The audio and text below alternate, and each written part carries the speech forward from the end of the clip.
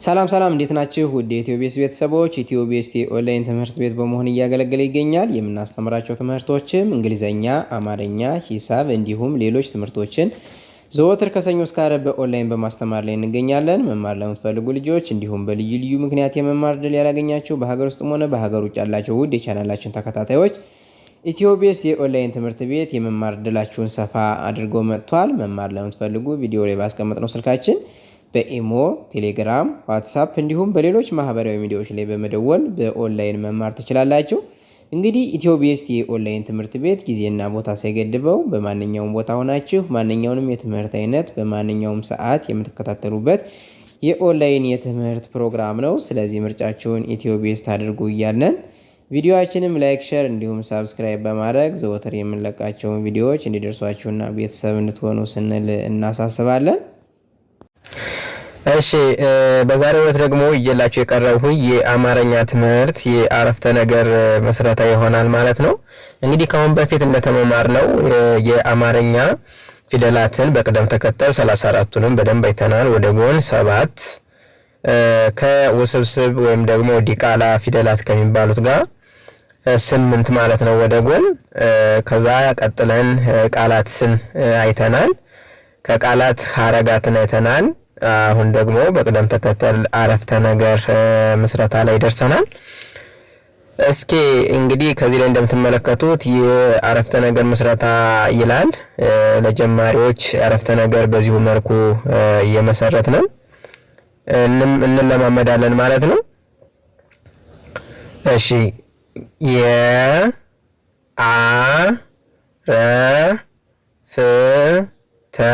የአረፍተ ነገር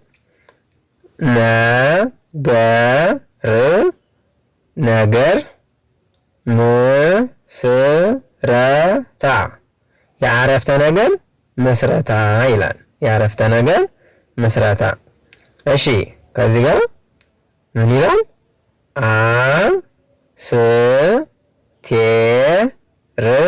አስቴር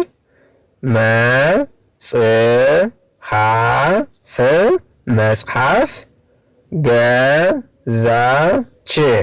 ገዛች። መጀመሪያ ቃላቱን ፊደላቱን መጀመሪያ በማንበብ ከዚያ ቃላቱን እናነባለን። ከዚያ ደግሞ ምን እናደርጋለን? ሙሉ አረፍተ ነገሩን እናነባለን ማለት ነው። እንግዲህ አረፍተ ነገር ማለት ሙሉ ሐሳብ ያለው ምንም የቀረው የሌለው መልእክት ማስተላለፍ የሚችል ማለት ነው አረፍተ ነገር የምንለው እንጂ ውስን ወይም ደግሞ የቀረው የጎደለው ቃል ካለ ምን እንለዋለን? ያንን ሐረግ እንለዋለን። ይሄ ግን ሙሉ ሐሳቡን ዘርዝሮ ገልጿል ማለት ነው። አስቴር መጽሐፍ ገዛች። አስቴር መጽሐፍ ገዛች በሚለው ይሄ ምን ይባላል? አረፍተ ነገር ይባላል። አስቴር መጽሐፍ ቢሆንስ? አስቴር መጽሐፍ ቢሆንስ ምን ይባላል? ሐረግ ይባላል። አስቴር ብቻ ቢሆንስ ቃል ይባላል ማለት ነው። እንግዲህ ፊደል ከፊደላት ሲጣመሩ ቃል ይመሰረታሉ። ምሳሌ ቃል ምንለው ይሄ አስቴር የሚለው ቃል ነው ብንለው አስቴር የሚባሉት እነዚህ 4 ፊደላቶች ተጣምረው ምን ፈጥረዋል? አንድ ቃል ፈጥረዋል።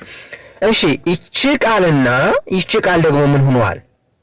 አረፍተ ነገር ሐረግ ሆነዋል ማለት ነው። ሐረግ ሆነዋል። አስቴር መጽሐፍ የቀረው ነገር አለ ማለት ነው። የሆነ ሙሉ ሐሳብ አላስተላለፈልንም። ከዛ ገዛች ስንል ደግሞ ምን ይሆናል? አረፍተ ነገር ይሆናል ማለት ነው። እነዚህ አረፍተ ነገሮች ሲጣመሩ ደግሞ ምን ይሆናሉ? ምንባብ ይሆናሉ። ምንባብ እያለን በቅደም ተከተል ሙሉን እናያለን።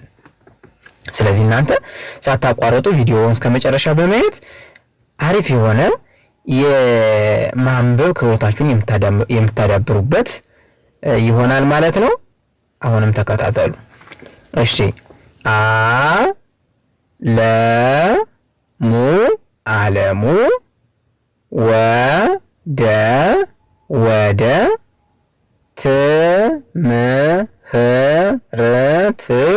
ወደ ትምህርት ቤት ሄደ። አለሙ ወደ ትምህርት ቤት ሄደ አለሙ ወደ ትምህርት ቤት ሄደ ይለናል። እሺ እንቀጥል።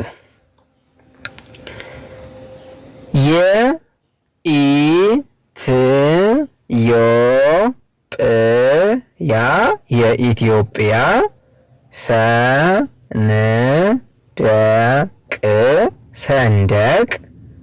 ዓላማ ሶስት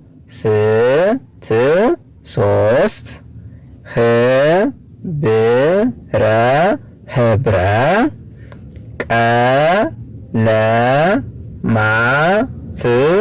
ቀለማት አሉት። እስኪ በአንድ ላይ እናንብበው ይሄን አረፍተ ነገር።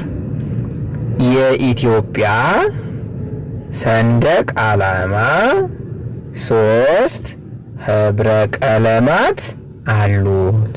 አያችሁ፣ ከዚህ ጋር ሙሉ ሐሳብ አስተላልፎልናል፣ ሙሉ መልእክት አስተላልፎልናል ማለት ነው አረፍተ ነገሩ። ከዛ ምን መጨረሻ ላይ በአራት ነጥብ እንዘጋለን ማለት ነው። እሺ እንቀጥል።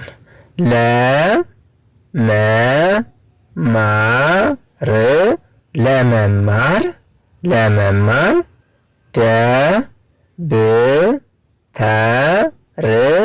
ደብተር እና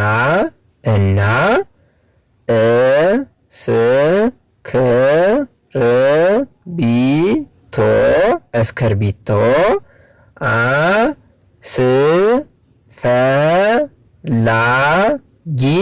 አስፈላጊ ነው። አዛ እንደዚህ እናደርግና ሙሉን እናነባዋለን። ለመማር ደብተር እና እስክርቢቶ አስፈላጊ ነው። ለመማር ደብተር እና እስክርቢቶ አስፈላጊ ነው እንልና በአራት ነጥብ እንዘጋለን። ሙሉ አረፍተ ነገር ሆኖልናል ወይም ደግሞ መልእክት አስተላልፎልናል ማለት ነው። እሺ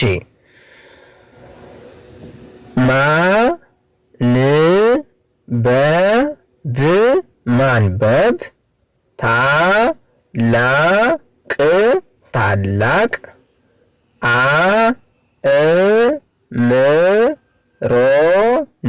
አእምሮን ይገነባል።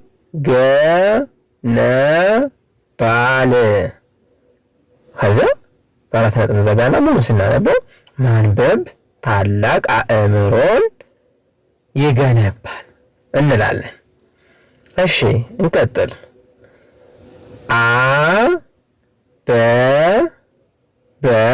አበበ በሶ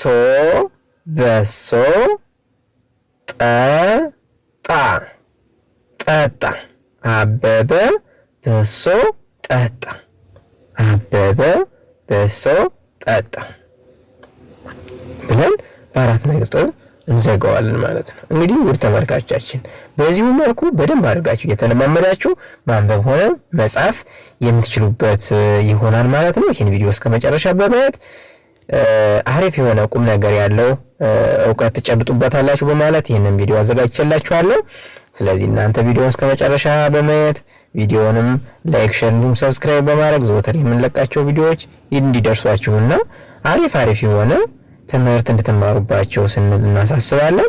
እንግዲህ በዛሬው ዕለት ይዤላችሁ የቀረብኩት ቪዲዮ ከዚህ ላይ አጠናቅቃለሁ። በሌላ ቪዲዮ እስከምንገናኝ መልካም ጊዜ